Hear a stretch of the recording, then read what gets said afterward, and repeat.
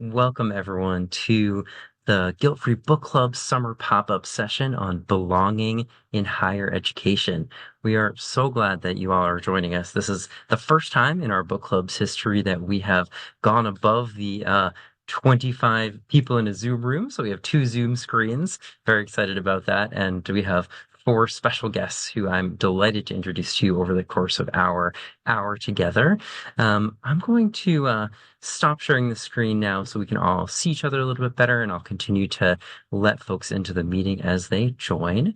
Um, the first thing I'm going to do is just invite you to think back. I'm going to put this prompt in the Zoom chat to think back to a time in your life when you experienced a sense of belonging. And remember what it was. What was the situation? Maybe it was in some sort of educational or academic context, or maybe not. But as you think back to that time, how did that make you feel? What were some of the feelings that come up when you remember that experience where you were like, yeah, I really belonged. And as you think about that, what I'm going to do is I'm going to introduce to you a place where I'm going to ask you to, in a minute, write down some of the things that you remember feeling. So I just put a link to the chat in the chat to the collaborative notes document, which you should all have access to. It's a Google Doc. So what I'm going to do is I'm just going to share my screen for a sec so I can show you what that looks like. And here we are. So this collaborative notes document that you should all be able to get into has our descriptions and our links and all the things when you want to refer back to it, including the resources on the resources that we shared. And here's our opening question. So feel free to answer this prompt, thinking back to a time when you experienced a sense of belonging, how that made you feel right here.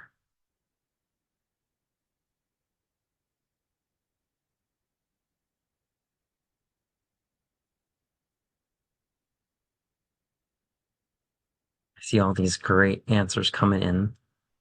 Fantastic. Just gonna let some more folks into the Zoom meeting. So let's just take a quick look at what everyone's saying. When we experience belonging, we collectively feel seen and heard, motivated, excited, confident, relaxed, part of something at home, safe. More and more things are coming in, welcomed, accepted. So there's all of these fabulous feelings that we have, engaged, motivated. Imagine if our college campuses, if our students were to describe what our college campuses were like, and this is the description, these are the descriptions that they said. Imagine that you were a professor and, your students, someone were to ask your students, what is it like to be in your class, in your classroom? And this is what they said. They said, oh man, in your class, I feel motivated, seen and heard, excited at home, part of something, part of a team, safe to be myself, welcomed. That would be incredible. I would be so thrilled if I were a professor seeing this on my evaluations. So, what's amazing is that we have this incredible resource in this book, Belonging: The Science of Creating Connection and Bridging Divides by Geoffrey Cohen, with a bit of a roadmap, some tools to get us there. And you'll see if you scroll down a little bit further in this document, some quotes from the book. So obviously, just a little to whet your appetite. And there's one that I wanna share to feature right now. So it's this one in bold. It says, a substantial body of research has established that students who report a strong sense of belonging tend to be more motivated to learn, perform better academically, have better rates of attendance, engage in less misconduct and fewer health-threatening behaviors, and have higher self-esteem and better mental health. So that's all amazing. Those are all incredible things, and that I think we would all agree that we want. And I love how this topic of belonging dovetails really nicely with other things we talked about in our book club in the past. We read Tracy Addy's What Inclusive Instructors Do, and something that both Geoffrey Cohen and Tracy Addy say is that these types of interventions in classrooms and in our academic spaces in general benefit everybody, but they tend to benefit more disproportionately folks who are from historically marginalized backgrounds. So it's like one of these things that's, just so beneficial. And it's like, wow, why is it that this is happening? And some of the research in the book speaks to both why and also some ways that we can, make small changes to what we're doing in the classroom to help bring this about. So I'll also just show you at the very bottom, here's a bunch more quotes, but at the very bottom, there's resources for you if you have any resources on belonging you'd like to add, or also for you to look back at and learn more after the session. And then also key takeaways. So I'm going to ask later at the end of the session for you to get back into this document and write any takeaways that you have from our time together. Feel free to take notes and use this as a kind of a collaborative notes. If you hear one of our speakers say something that really resonates with you, write it in here so that we can, have that record. And I'll just share with you a couple of thoughts that I have as we're just getting started. About Geoffrey Cohen's work. So something that he talks about a lot is the fundamental attribution error. This idea that we attribute someone else's actions when we're not sure what's going on to maybe something innate about them rather than to some external situation that they're facing. And maybe if we're able to question that, to question whether it's innate to them or maybe, well, I wonder what could have gone wrong. I wonder where they're coming from. We might be able to have a little bit more empathy or see what else might be possible or tell a different story and meet them with a bit more inclusion, a bit more, give them a sense of belonging. And then another thing he talks about a lot is this idea of belonging uncertainty.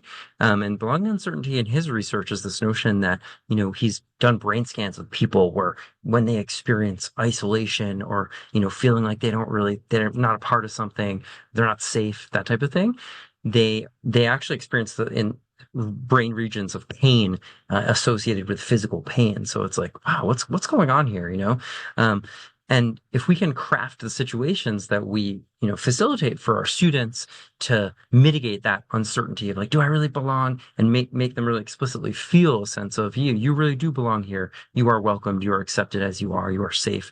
Then students are going to be able to turn up the dial on all those other good things that everyone described feeling when they felt like they belonged, like motivation and purpose and all those things. So this document is here for us, and I hope you will take advantage of it. And now I'm going to just make sure there's no one else in our waiting rooms. Everyone is in. Thanks so much for being here. And I'm going to turn the floor over to our first speaker. So I'd like to welcome Kelly Colón. Kelly Colón is an alumna of the Wentworth Institute of Technology. She's a faculty member in Wentworth's School of Management and is the founder of Eladex Consulting, which envisions a neuro-inclusive future in which everyone, irrespective of cognitive differences, is empowered to thrive. Kelly, welcome, and take it away. Good afternoon, everyone. So happy to be here and see so many faces on the screen. I'm actually coming to you from Chicago. I'm at a industry conference hunting out the design and furniture for future education systems. So anyway, happy to be here. I guess one of the things I would want to sort of chat about is to the first question, right? I think belonging from me and my perspective, I have a different vantage point. I have a different perspective. And I think maybe the best way for me to sort of talk through my perspective is to share a little bit of a story about my background. My journey to where I am today is pretty unconventional, specifically my college experience. I returned to college at Wentworth in, my early 30s. So I was neurodivergent, or I am neurodivergent. I have ADHD. I have some learning challenges. And for years, I was told that I was really too stupid, to be quite honest, to go to college.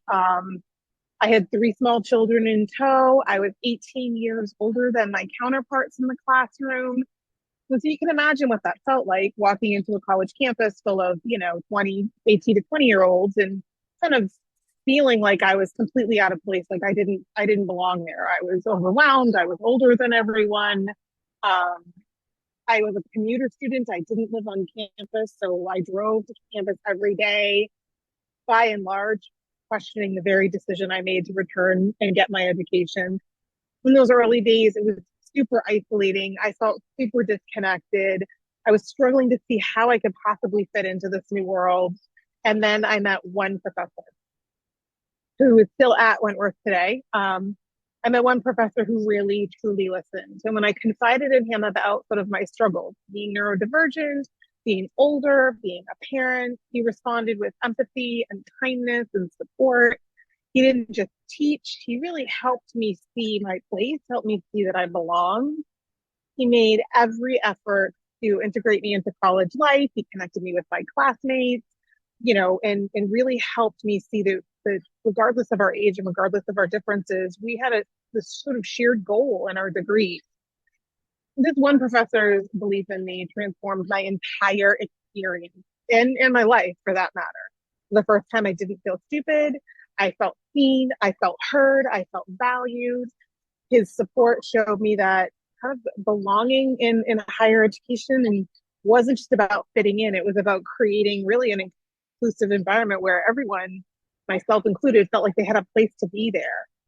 So I think to sort of kick this off, belonging to me means having someone believe in your potential, support you through your journey.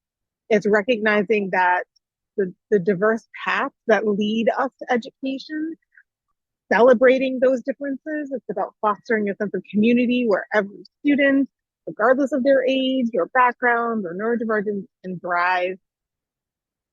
My journey is really living proof in the life changing power of belonging in higher education. I'm now a professor. 15 years ago, I didn't even think I could get a college degree. And really, when we think about belonging in higher ed, it really just takes one person that can make someone feel like the impossible is possible and gives individuals the courage really to pursue their dreams and the strength to overcome the obstacles in achieving those dreams. Belonging isn't just about a feeling, it's really a fundamental necessity for growth, success, and success. Those are some of my thoughts around belonging, what it means to me and what it has meant to me. And as an educator, taking my experience and making the students that walk into my classroom feel the very same way. And if maybe they struggle outside of my classroom, making sure that the inclusion they feel inside of my classroom, they can lift and shift in other areas of their life.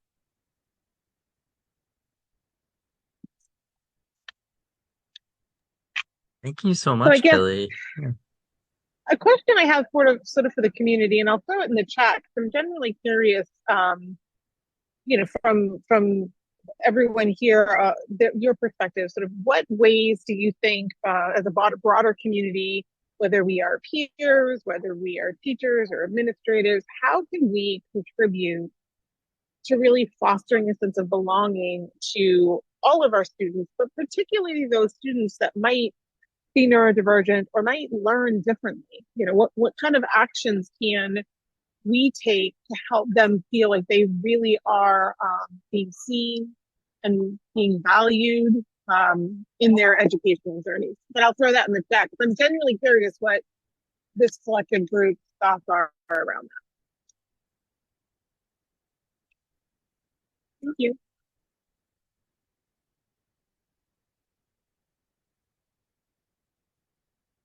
Do we want to turn it over to the next speaker?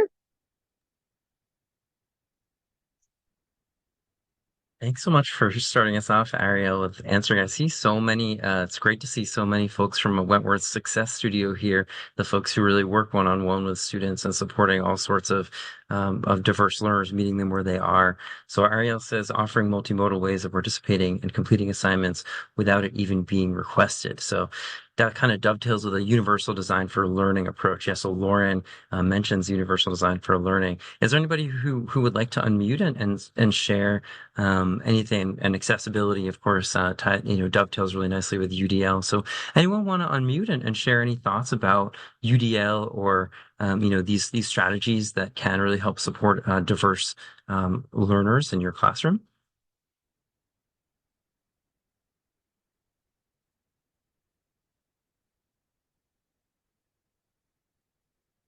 Kellyanne, +1's UDL. Yeah, so Carolyn says, I know it seems obvious, but actually telling your students that you believe in them. This is really one of the fascinating interventions that Geoffrey Cohen described in his research was one in which faculty, so a control group are given basically a blank prompt. Like, I've given you this feedback on your essay so you can rewrite your essay if you want to, because you have the opportunity to rewrite it. And then there's a group of students who are given a different prompt, a different piece of, wise feedback in before they get their paper back, and it just says essentially like, I have high standards. I'm giving you this feedback because I have high standards, and I believe in your ability to meet them. I believe in your potential to meet them. And there was this in like 17% of the students who received the control group, like here's I'm giving you this chance to revive your paper, neutral, revise their paper, and over 70% of the people who got the wise feedback note revised their paper. And it's like clearly most professors would like believe that inherently. Like they're not like I'm giving you feedback because I don't believe in you. No, like it doesn't make any sense. But something about saying it explicitly actually changed the behavior, very, very significantly in these classrooms. And this study was replicated. And the crazy thing is that just that one intervention actually showed results in those students' academic course, like further and further down the line, not just in that class. And he was like, why is that the case? But maybe it's just has to do with the power of belonging and the power of feeling like you really, belong in school, then that this is a place where you can thrive. And that speaks to what Kelly was talking about with the role of a mentor. In the second quote from in the book from the collaborative notes document, it cites this Gallup study in which the one factor that determined people's success later in life, measured for a variety of ways, was having a mentor in college who really believed in them and truly communicated that and supported them. So I think that's really fantastic. Um, Kelly, I know also you're really The other passionate thing too about. I'll mention, Yeah, go for it. go ahead. I'm sorry, go ahead. No, no, turn the floor back to you. Take it away. I did one of the things that I do in my classroom, and I really model this after my own mentor, the individual I was talking about, and my story, and my former professor.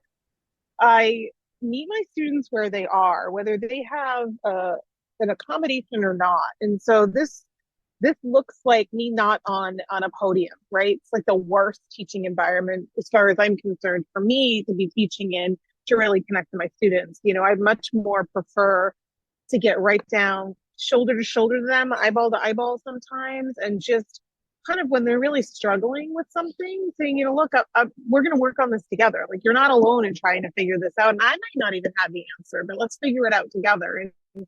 And I think a lot of times, certainly in my experience in the last 12 years of teaching in higher ed, getting down to the level of my students, not sitting on a stage preaching at them, but really getting into an environment where, we are shoulder to shoulder and interconnected, and they understand that, you know, I'm not necessarily there to tell them right from wrong, although certainly, any professor will everyone has to grade. But really, it's about facilitating their learning in a way that makes sense for them, which might look different from their peer, and that's okay. So that is just something that for me, I think I have seen a lot of success in. And I think there was a comment that I'm noticing in the chat about sort of breaking down the barriers to getting accommodations, having four neurodivergent children, myself, three of which who are currently in college.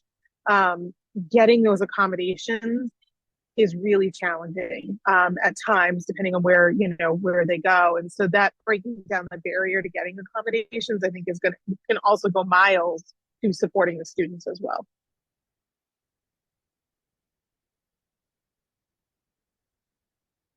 Sorry about that. Kelly, I know that your passion is supporting neurodivergent students. So are there any key things that you would recommend to faculty members who might not be as familiar with neurodivergence for ways they could, classroom practices they could take into account that could offer support for students who are of neurodivergent backgrounds?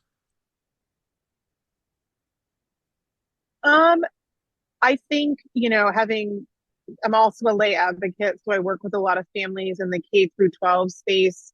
really trying to help facilitate the special ed process and putting together individualized education plans. And I know that that doesn't necessarily carry over into higher ed, but I use a lot of those frameworks, in the K through 12 space to really customize, even when students come to you with accommodations, really sitting down with those students and understanding how best do they learn, what modality do they learn in, sort of the universal design, and trying to figure out, are they a visual learner? Do they need to learn by doing activities? Um, you know, can are they best learning, through hearing, right? And so really helping the students feel comfortable enough. And sometimes this is, you know, coming to class a little early or having some, extra hours. A lot of students still aren't very comfortable talking about their needs in the classroom. So, giving them the space and honoring where they are and helping them understand that once they once they understand how they learn best, I can then accommodate inside the classroom a modality that will help them access that, whatever it is that we're learning a little bit more easily. Nice. Fantastic. Yeah, and all of those things are so much more possible when there is that sense of safety and that sense of community that a student will Yeah. feel comfortable coming to you, and you're able to really customize your interventions to meet their needs when you know them. So that's wonderful. I know Kelly is being gracious enough to join us from the rooftop of a convention, a conference in Chicago right now. So she'll probably take off in a minute, but before she does, do folks in our Zoom room have any questions they would like to ask Kelly?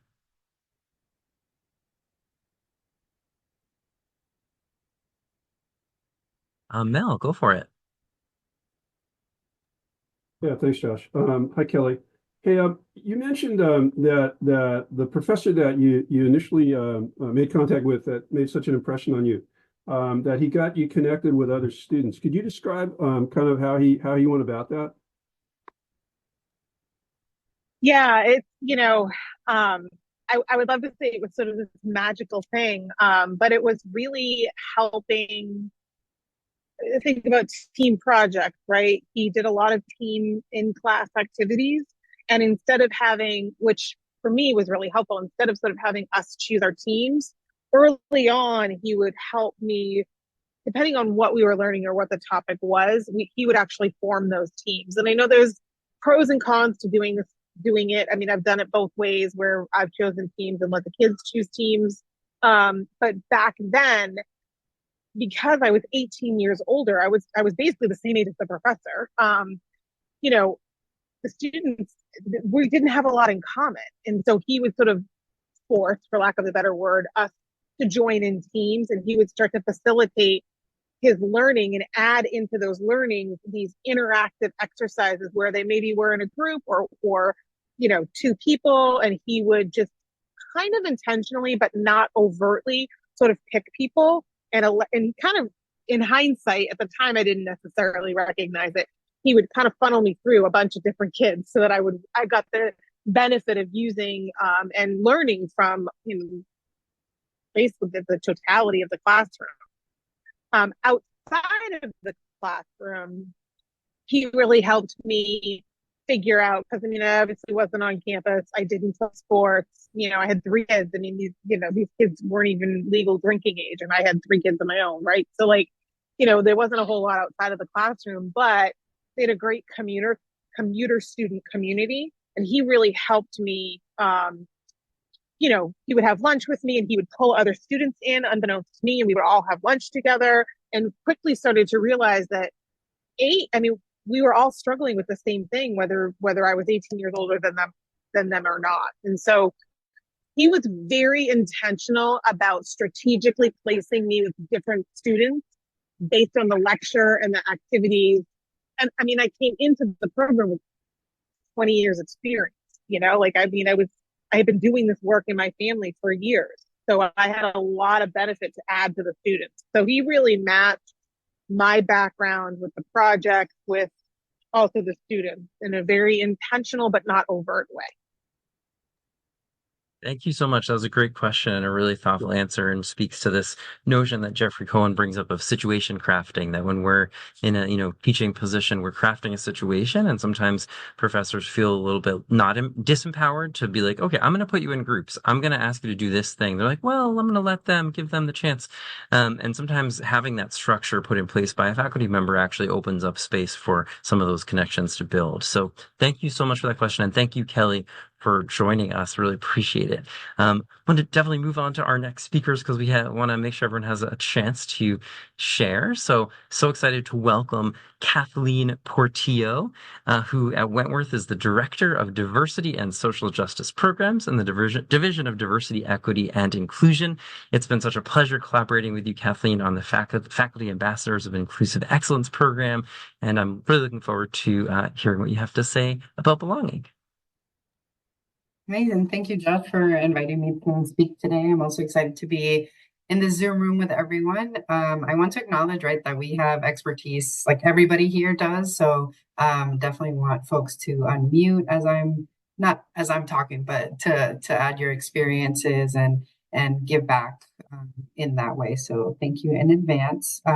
So I do want to talk a little bit about the work that we do in the Center for Diversity and Global Engagement. So as a center, we're committed to promoting inclusion, multidimensional and cross-cultural perspectives so that we can create spaces for belongingness at Wentworth. So something that I think is a misconception, both from students and staff, right, that we only serve BIPOC students or we're only serving historically marginalized populations at Wentworth. That is not the case. And the many spaces that I can be in where I can say that is great. So saying that here as well, in that when you prioritize spaces of belonging, when you prioritize DEI, everybody benefits. So I'm happy to be able to shout that out again.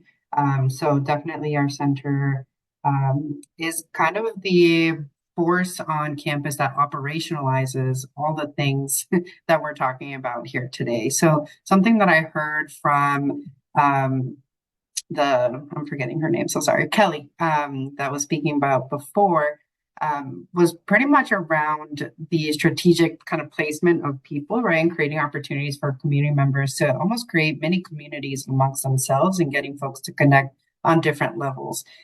So in general, our center does that, right, by supporting student clubs and organizations to come together, because ultimately, right, the spaces of belongingness transgress right they're learning in class. And I always say it and want to shout it out here too, that if students are being recognized as multi-dimensional people, the only stronger, engineers that they'll become, or the stronger architects that they'll become, because they know that they're rooted in those pieces of identity that make them whole people, right? They're not just engineers, right? They have multiple salient identities that only add to the industries that they'll be in.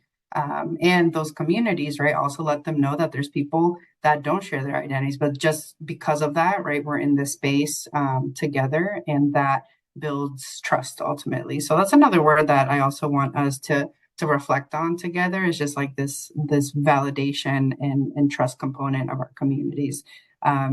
It's something that we talk about a lot in our division of DEI, right? How do we build trust both with our students so that they know how to leverage the resources that we're offering?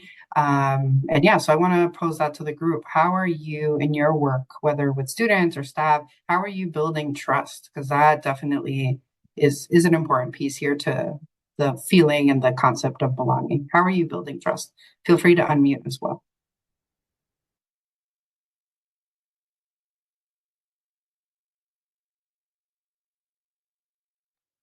Something that I was thinking about with the readings as well is the power in sharing your own story and building that trust through that way. And I do that a lot in my work when I tell students that when I'm providing accommodations, that I receive accommodations at the higher ed level and how I did that. And it can be really powerful for them to see, what it looks like to be on the other side of things, and I tell them I've been sitting exactly where they were sitting, and here I am. So that really resonated with me, both with the selections that we got and what you were just saying, Kathleen. Definitely. I often get, staff members and faculty that will be like, well, I don't have, like, don't feel like my story is worth sharing, or I don't think that folks are going to connect with my story because of the differing identities. And, it's something that I always like to destabilize, for lack of a better word, because like your experience is your own, right? You can't change that. You shouldn't feel guilty for it. And it's important just because it is, right? And that I think is just central to belonging in general, right? You're going through the things that you're going through, and there might be somebody else that's going through that or not. But that doesn't take away from like the weight of it. So I love that you're prioritizing that when you're talking to students and like, hey, I've been here, I've been in your shoes. And let's talk about it. So I encourage everyone here as well to start crafting what I like to call the story of self. There's also a lot of literature around this as well, and I'll post some resources in our shared document later. But just like the importance of knowing where you come from, right? The things that have made you you, your perspectives, and then how you can leverage that to then build relationships and additional spaces of belongingness, both at Wentworth or beyond. But yeah, any other person want to share their offerings into trust building? We can read what folks said in the chat as well. By being authentic and transparent. How do you do that, Lorenz? How do you prioritize authenticity in your work?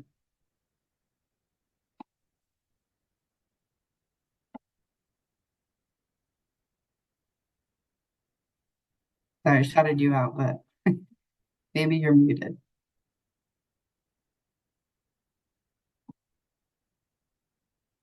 Anybody else want to share?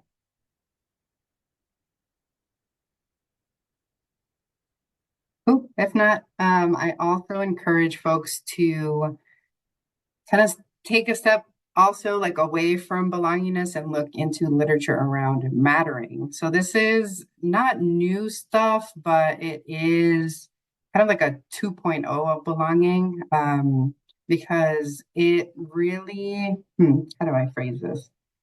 It's a belief that whether right or wrong, that we matter to someone, right? And that unlike belongingness, mattering makes space for individuals to be recognized and valued as individuals with distinct identities and thus contributions to the community, which also includes changing the community. And that piece right there, I think, is super powerful, because, right, if folks are not getting what they need from the community, they have the right to advocate, right? They have the right to organize. They have the right to, oh, Sarah, still my question for you. Got it.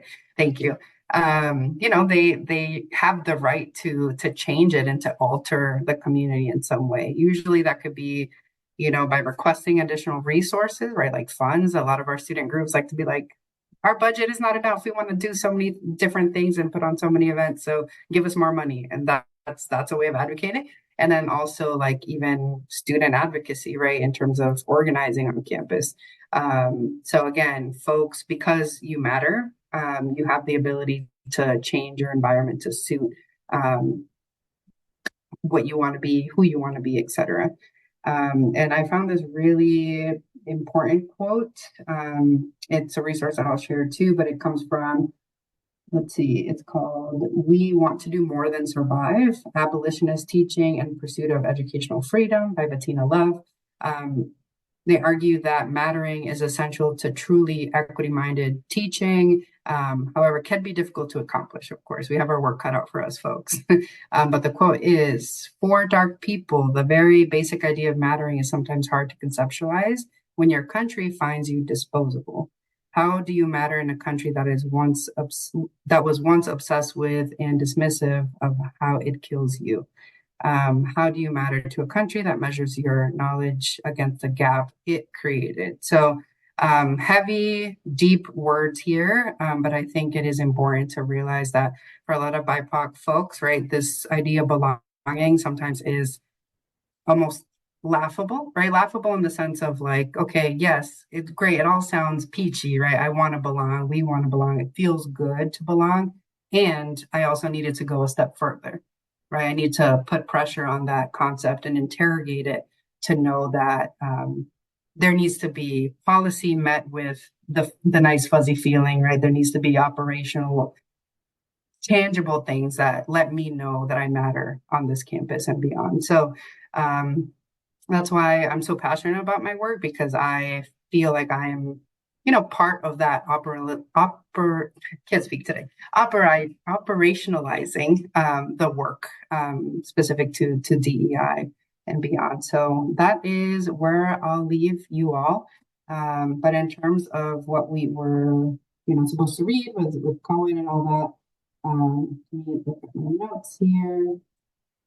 Yeah, just pretty much knowing that our work is more important now than ever, right? We're coming from a global pandemic, right? Where we got to see real time where, systemic bias and real systemic racism, right, comes from and was exacerbated by that. So isolation is even more rampant. So creating spaces on campus where folks can share their stories, like Ariel said, and come together in real ways is the work in itself, right? So thank you again for having me. And yeah, if folks have any things to share that resonated with what I said, feel free to do so.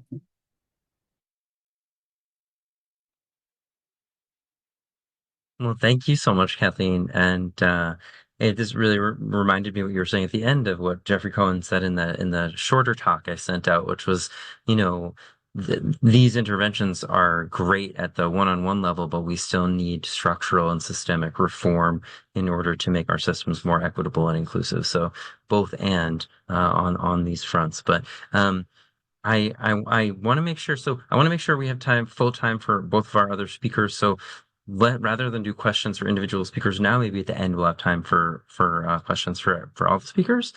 So let me go ahead and introduce our next speaker, Maura Mulligan, who is the Associate Dean of Health and Wellness and directs Wentworth Center for Wellness. And we are TLC and Center for Wellness partnered together on this very book club a couple years ago on our summer pop-up program was Trauma-Informed Pedagogy. And you can, of course, view the recording of that on our website. Maura, welcome, and take it away. Thanks, Josh, and thank you, everyone. It's been so great hearing the other speakers, Kelly and Kathleen. Thank you for kind of laying that groundwork. And I think that for many of us, right, we're very aware, especially we're in the middle of new student orientation just started yesterday, right? This need for belonging and connection for our students. And the bulk of my work is with students here on our campus. But I want to spend a little more time kind of pivoting a little bit away from what Kelly was talking about, kind of maybe jumping on a little bit more about Kathleen's. For all of you, in terms of employees, for all of you in your life as adults. So yes, we want to support our student belonging, and Kelly had some great information on that. But we also know that there is a loneliness epidemic happening in our country. And that is impacting our students for sure, and lots of anxiety and loneliness that we're seeing from our students. But we're also experiencing that and learning about that from adults as well. And actually, middle-aged men tend to be some of our most at-risk individuals in terms of not feeling connected and belonging. And so I just want to make sure, for those of you on here, I feel like a flight attendant, right? You put on your mask before you help other people with their masks. And I think so many of us who work in higher education, we are so focused, as we should be, right, in ensuring our students are connected, and a lot of what I think works for students as well, but really want to make sure that you're thinking of yourselves too in this belonging connection. And I think that in the post-COVID age, where this is wonderful, right? Kelly could join us from Chicago. Many of us are home. There's a lot of really wonderful things about being able to be, remote at times for work. And I think that there is some research showing that people are feeling a bit disconnected in their lives because of it as well. So it's not a either or, that one is bad and one is good, but I want for us to be thinking about showing up in our workplace, showing up in our lives, and how do we find and build connection. There are definitely people at Wentworth who, I met yesterday. I don't know if Kellyanne is on here. I know you might be on page 2 of this great group of people here. We sort of met each other yesterday in person for the first time, which was wonderful. But really thinking about, wow, how do we build connection in our workplace when we maybe do have colleagues that we're not seeing in person anymore? And really thinking about how that has changed our workplace and what steps do we need to take as staff to connect with our peers. And so something like we've done in the Center for Wellness is we have one day a week where everyone is in person that day, and we're a little tight on space on those days. We have our staff meeting in person. We hope on those days that people will take time if they want to chat a little bit more informally outside of meetings with one another. So we're really trying to be intentional about how do we continue to create belonging and connection as coworkers, even in this sort of landscape of people not always being present in person in the workplace. And then outside of the workplace as well, for some of you, also really important to think about belonging and what does that look like in your community? And one of the interesting things, and this is true for our students as well as for us as individuals, oftentimes belonging connection comes from helping others. So yes, you're being involved in things and being connected to work or, clubs and organizations. But we also know sort of that giving back also gives us a sense of belonging and purpose. So whether that's community service or volunteering on campus, volunteering in your community. So if you're struggling to find connection, maybe you are fully remote or you're not coming into the office as often, or maybe your peer groups are in a different place in life and it's hard to get together in person. There's lots of other ways to connect, and really just wanting people to be thinking about that. If you're not sort of finding it in your social connection or at work, how do you sort of branch out from that and think about, getting involved, volunteering, whether it's in your community, whether it's for an organization you like. There's a lot of great data that sort of that connection in community service also tends to impact us in terms of making us feel happier and more positive and thankful as human beings. And so a lot of that work can be really helpful. And I think if you think back to early on in the pandemic, we saw a lot of that. And how do we keep that going? I know in our family, I'm not a sewer. I have teenage children. We got out a sewing machine and we were sewing masks for our medical professionals. Remember, there was that mask shortage and people were doing that, and other people were, making other masks for their peers. If you worked at Wentworth at that time or wherever you worked at that time, there's a good chance that you had to pitch in that other duties as assigned to suddenly take on other tasks to figure out how to meet the needs of your students and your family in a way that was really different. If you are a parent to young children, suddenly that was helping teach them at home, which was not necessarily what you signed up for when you sent them off to K-12 and you thought they would be taken care of during the school day.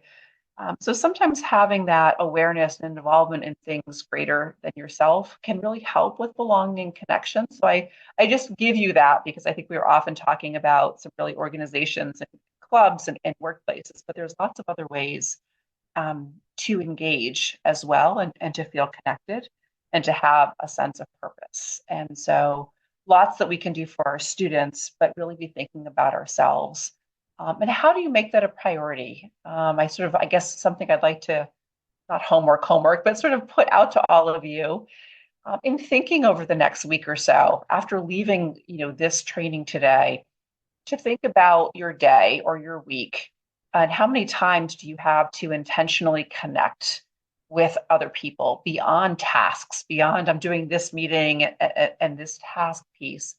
And if you're finding that you don't have a lot of those, to think about how else can I find belonging and connection, in my workplace or in community? Is that inviting a coworker to have lunch, a meeting over lunch, or going for a walk on this, beautiful weather we're having now, which is very limited in New England, that we have it for just a few short months, to sort of say, let's go for a walk and let's meet in person. I know we have the comfort of Zoom and Teams, and that's fantastic, especially in cold, rainy days. It's nice not to have to leave our offices, but how can we sort of, make use of that, maybe a little bit of a quieter time in the summer or the nicer weather to actually connect with one another in person in the workplace?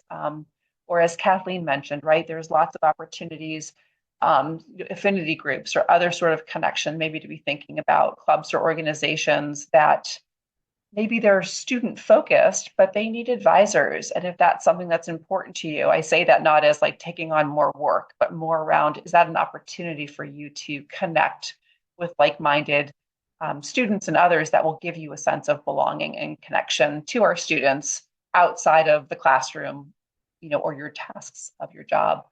And be thinking about after work.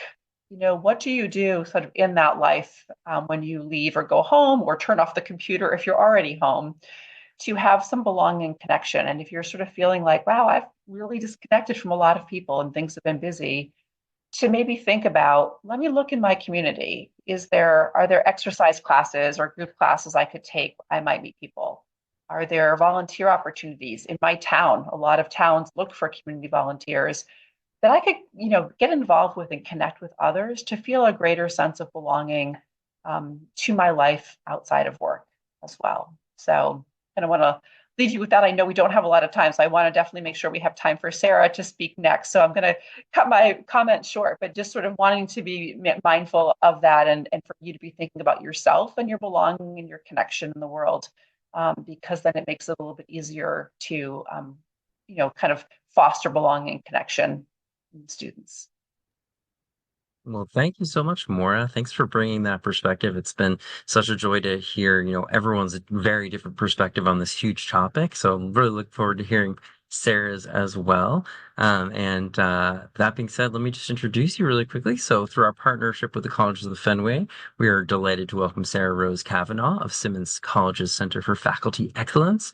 Dr. Cavanagh is a psychology professor and thought leader in the field of educational development. She's a frequent contributor to the Chronicle of Higher Education and is the author of many books, including The Spark of Learning, Energizing the College Classroom with the Science of Emotion. Sarah, take it away.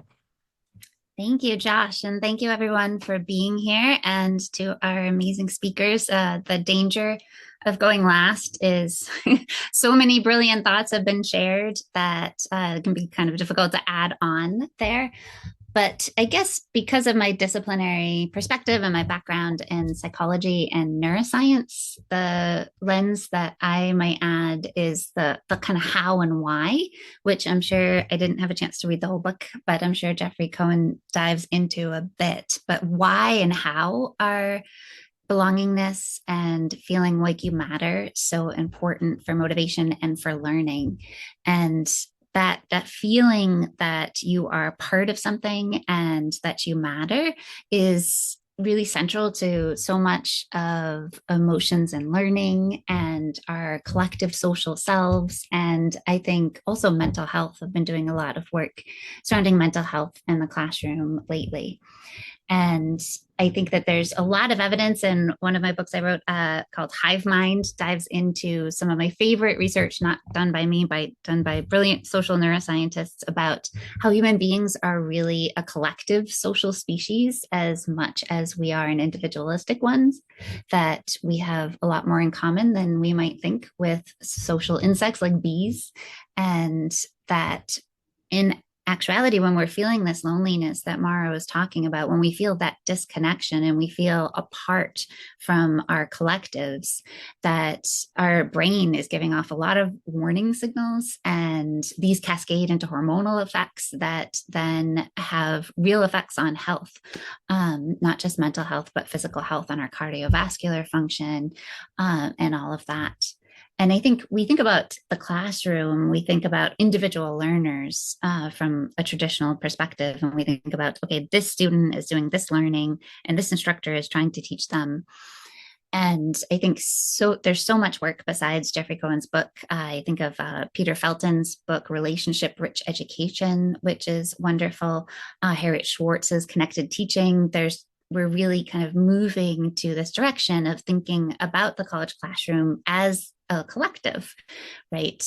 Because we're a group of human beings gathered together over time, whether that's in the lab or online or in the classroom, working on shared goals together. And so all of these psychological processes of emotional contagion and mimetic desire and belongingness are at play. And so I just wanted to tell you one story. It's not my story, it's a student story. In my recent work, I've been working on some qualitative interview studies, and this is one from 35 students across the country, very different types of institutions. And this one particular student, I'll call him Jeff, when we asked him about his learning experiences that were really great. We first asked students to tell us about your best learning experiences, and then we did ask them to tell us about their worst learning experiences, but this is not one of those stories. And so when we asked Jeff, what were your best learning experiences so far in college? I think he was a sophomore or junior.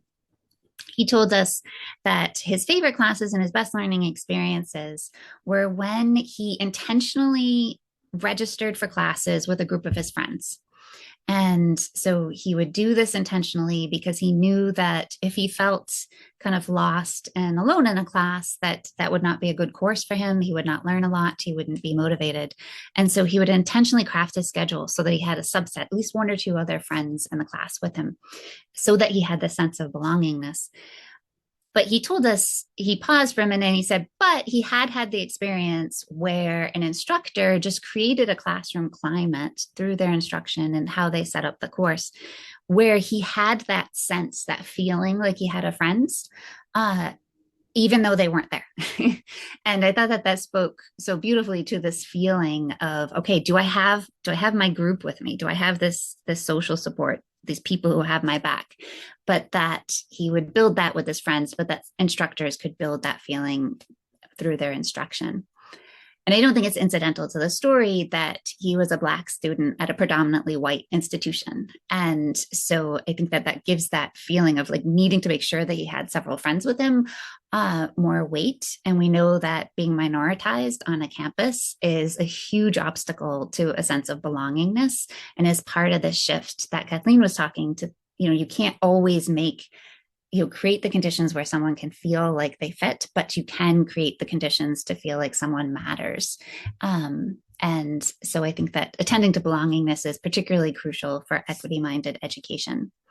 And I had two questions in mind for you. One was about the mattering, because I posted this on LinkedIn that we were doing this, and Josh Eiler chimed in and said, what are your thoughts on the new movement to mattering, and shared some links. But Kathleen already brilliantly brought that up. And my other question Maura already brought up was about how do we tend to our own mental health and our own scope of practice and bandwidth, because so many of these practices that build belonging are time consuming and require a lot of emotional labor. And so how we manage that balance. And thank you for bringing that up, Maura. So thank you, and delighted to be here. And I think we have 6 minutes if we want to, people have thoughts on Maura's question, my question. Kathleen, anybody? Thanks. Thank you so much, Sarah. And I noticed that you put a few resources in the collaborative notes document with some articles and links. Do you want to tell us anything about any of those, so we might be more prompted to check them out? Sure. I think I put Peter Felton's Relationship Rich Education book in there. I think I put Harriet Schwartz's book. And I put 2 essays that I've written about collective idea of the collective social selves in the classroom and how important that is for student mental health and learning. Thank you so much for doing that. Folks in the room, any questions that you'd like to ask of Sarah, Maura, or Kathleen at this time? Feel free to unmute or put it in the chat. Or if you want to share a comment, you're more than welcome to do so as well.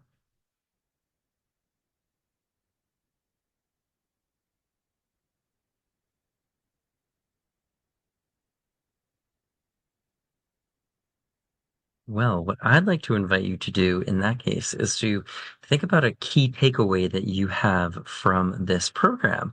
And if you are able to do so, to go back into the collaborative notes document that I shared at the beginning, I can reshare that link and share it and write it down. Take a minute to write it down, just to solidify your takeaway, both for yourself, crystallize your own thinking, but also to have a place where we can see what other folks are thinking about, and maybe get learn from their perspective, which is something that we were talking about with our first speaker, right? Of learning with and from others, and the power of collaboration in that regard. So take a minute to do that.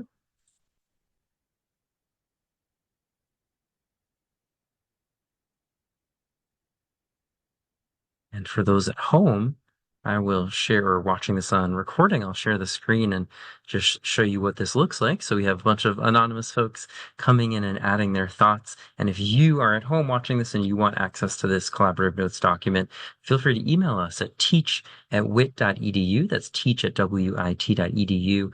Be happy to give you access to all of these fantastic resources. Look at all these great resources that have emerged through our discussion about this topic, and relating to this topic as well. As folks are writing this, I'm also going to put one more thing in the Zoom chat. If you want to do this after the session, that'd be fantastic. We have a little survey to allow you to give feedback on what future topics you might like to see our book club address in the fall and spring of next year. So feel free to click that link if you have any particular topics or books or authors or research or whatever it might be. Or maybe even you might say, I'd rather not do a book. I'd love to, if we listen to some podcasts and there's a favorite one that I have, or, it'd be awesome to get your thoughts on that as well. Yeah. Sarah, do you want to tell us anything else about the Equity Unbound resource that you just shared? Sure. So this is a resource page. It's a collection of resources from Mahabali and others at Equity Unbound. And it's all community building activities for the classroom. So everything from warm-up activities for the first day to really innovative ways of doing group work and think, pair, share. There's slide decks, there's handouts, there's videos. They have amassed this really beautiful set of resources and offered it open source to the higher ed community. And it's really, if you're looking for practical ways, if you're an instructor, how can I build this sense of community and belongingness in the classroom? Lots of tips there. Fantastic. Thank you so much for sharing that. And one more thing, I have to make the pitch. So, Wentworth has a fantastic Center for Teaching and Learning right here, the Teaching and Learning Collaborative. If you teach at Wentworth and you are, want to have a one-on-one consultation, talk with an instructional designer, a member of our Teaching and Learning team, about how you might bring more belongingness, mattering into your classroom practices, we are here for you. So feel free to reach out to us. Our email is teach@wit.edu. And of course, we'd be happy to meet with you in person, on Zoom, whatever works best. And also, of course, come into your classroom and, maybe if you want to try out some of the interventions that Geoffrey Cohen describes in his book. We have, of course, from past semesters, all sorts of other interventions from Tracy Addy, from Sandra McGuire. We would be happy to suggest to you and work with you in doing so. So thanks to all of you. Thanks so much for coming to this session, for adding your thoughts to this document. I'm really looking forward to looking back at it and seeing what you're taking out of it, and look forward to staying in touch and to seeing you all both around campus and at future sessions of our Guilt-Free Book Club. Thanks so much to our speakers. Really appreciate your time, energy, and wisdom. And we just hope you all have a wonderful rest of your summers, and definitely be in touch. Thanks again. Bye. Have a great afternoon.